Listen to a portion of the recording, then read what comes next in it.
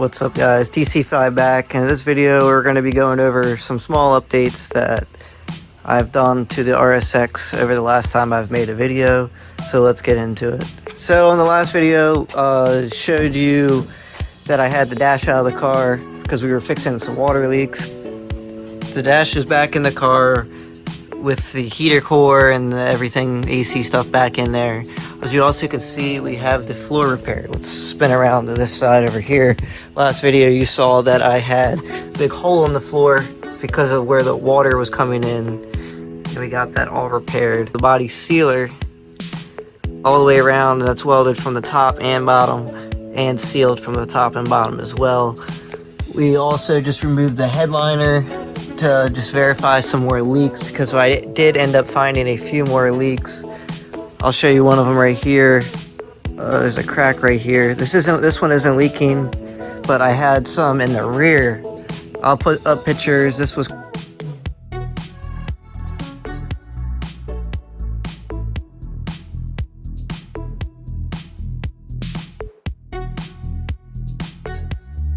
cracked really bad. This side over here also was cracked really bad. So I thought I had all the water leaks fixed and I didn't.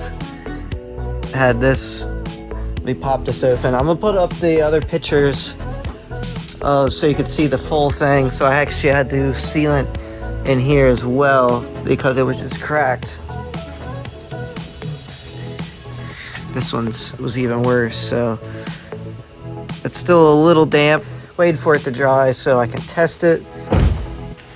Also, we had gotten the rear brakes unstuck. I kind of had to take those apart. I got a new caliper for one side. The other side I had to pretty much PB blast the piston and then rotate it in and out a bunch of times to kind of try to free that up.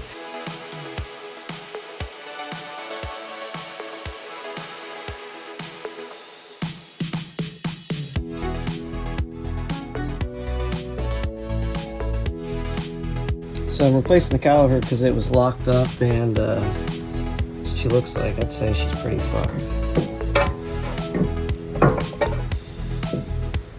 So we've been gravity bleeding. It actually looks like she's just coming up. I had to do a little repair on this because the peephole was rusted up. Should probably get a new one.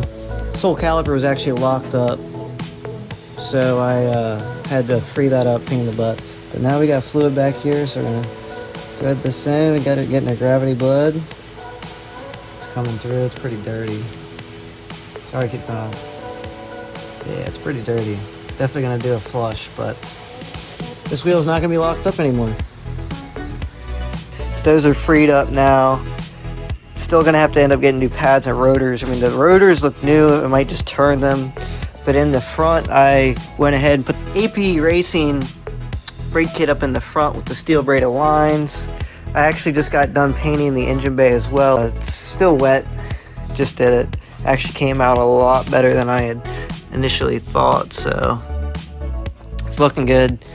I did verify these are not leaking like I did in the last video before I painted them, but it's slowly but surely kind of come along. We're just trying to tackle small tasks here and there.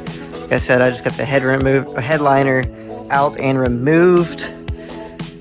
It's kind of dirty. Probably going to be redoing this just while it's out, and we're redoing everything else in the car too. So yeah, it's just fun. A couple small little updates, nothing too big. So basically I'll go over the paint. Basically it is just your standard engine enamel gloss black engine bay paint, and then I went on Amazon and got some clear coat that had a little bit of sparkle glitter stuff in there, whatever. It's kind of hard to see with the light. It's better when there's just solo light directly hitting it, like the sun or whatever maybe. And then I actually just did 3 coats of clear coat over it, so it's still setting in. It's not 100% right now, but it's pretty good. So once this cures, it's going to be pretty much ready for the swap. I'll start tucking all that wiring and all that mess there in the middle back where it should be, and we could slowly start piecing it together. I still do need axles and a clutch and a flywheel for the K20 that'll be going back in there, but we are not too far away from it at least being moved under its own power, hopefully.